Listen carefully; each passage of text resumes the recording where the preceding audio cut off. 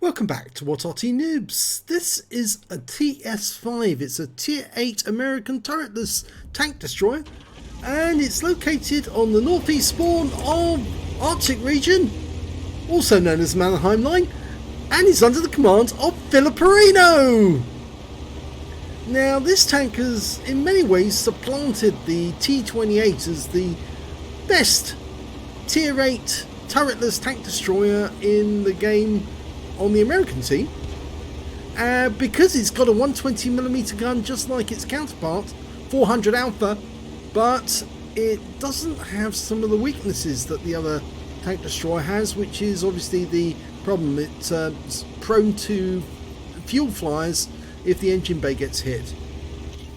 Well, this monster is actually very effective, and I've actually played this several times today.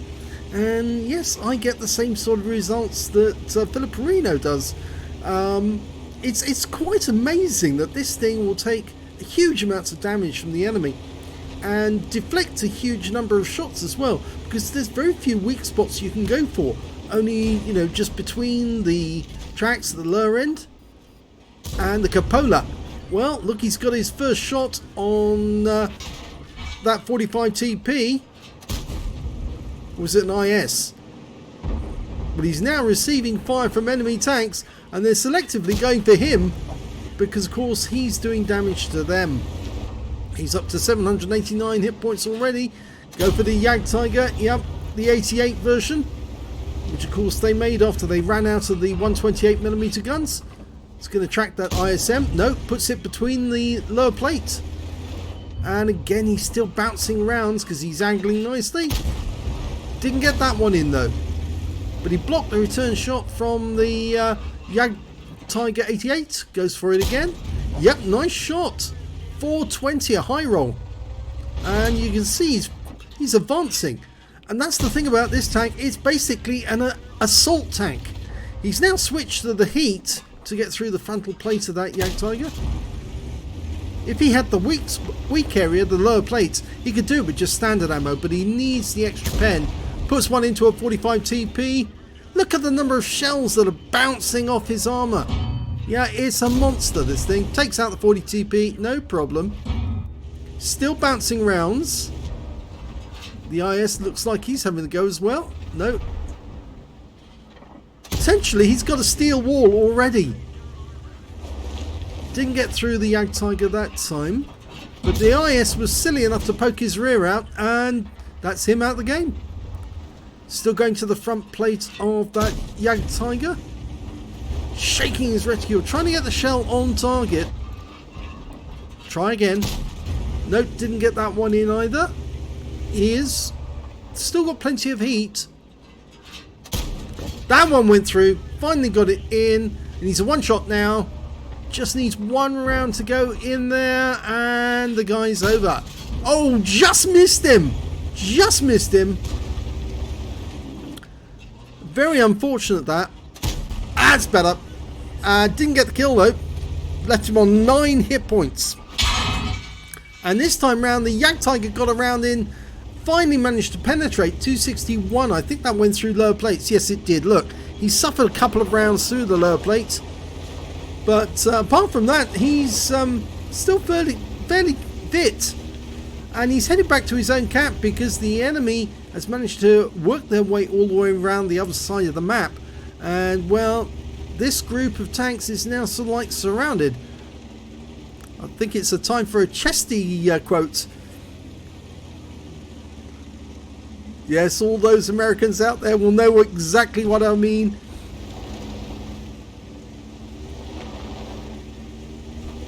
Okay, Tiger 131, first target. He's loaded up a standard ammo. Should be able to pen that, no problem. Yep, 367. It's a low roll there. And the Tiger's just coming on. He's not bothered at all, but he is going to die if he keeps doing that. There, that's a high roll. One more shot, he's out the game. He bounces around. Say goodnight, Gracie. He's gone. The OI tries a derp, and it works for 228 or 288.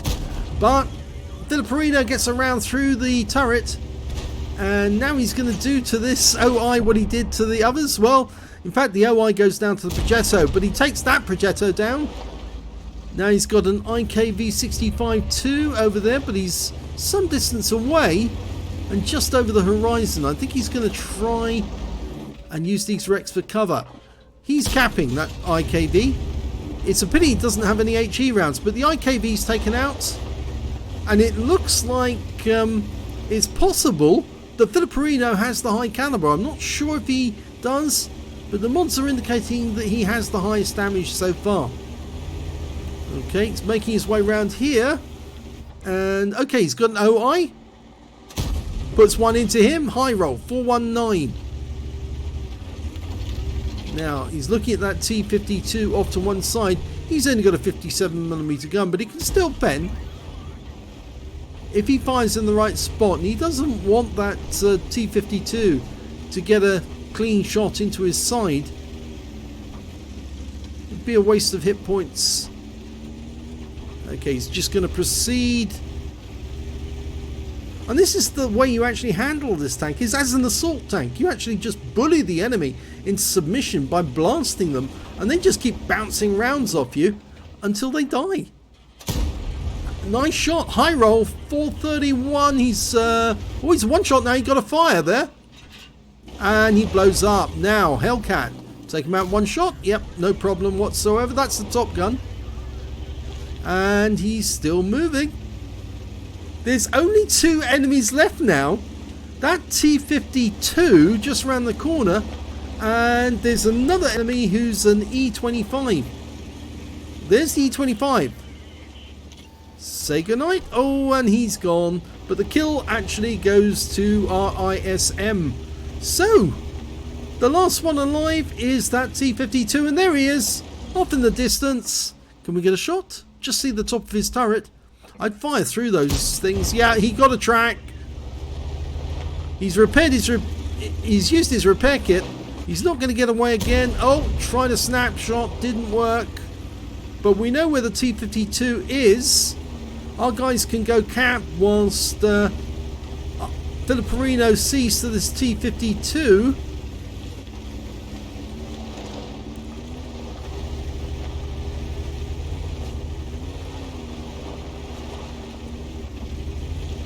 I think the T-52 is going to have to stick around this area, because if he doesn't, he's going to get capped out. So he knows that he has to stay fairly near. He can't go to our cap and start capping away, because one of us will just turn up and blast him out of existence. So the ISM's going to the cap,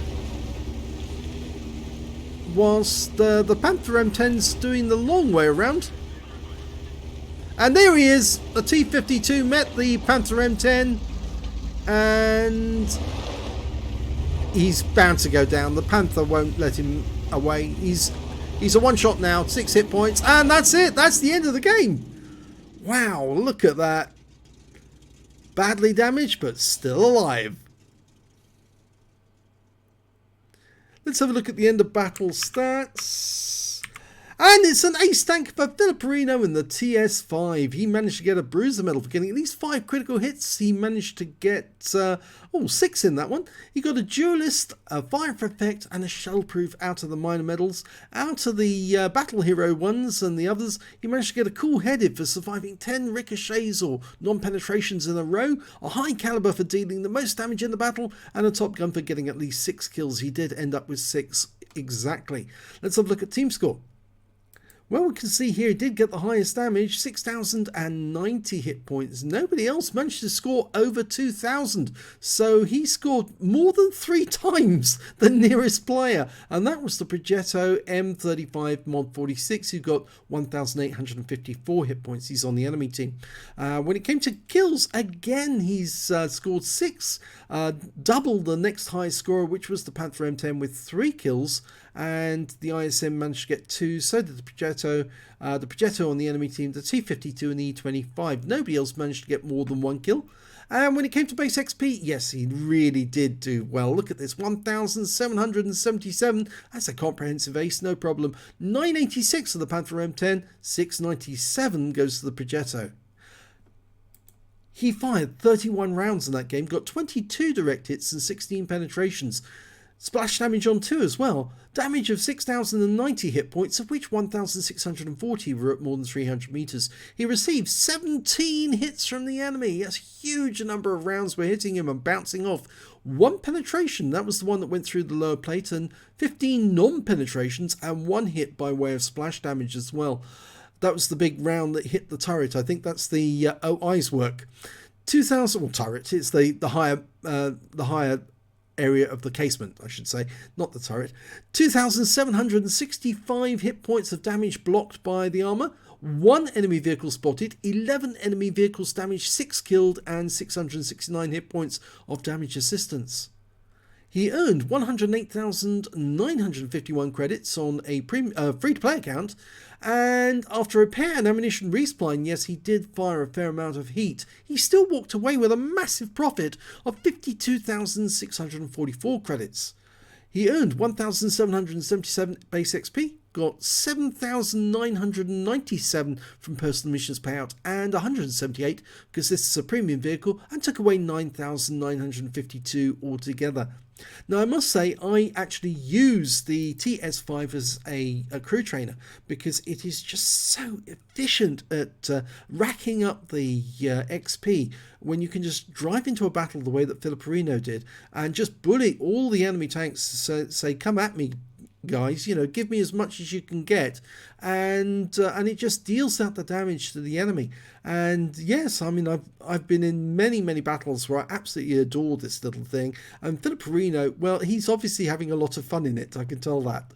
So if you enjoyed that replay, please give this video a like and do subscribe to our channel, and thank you for watching.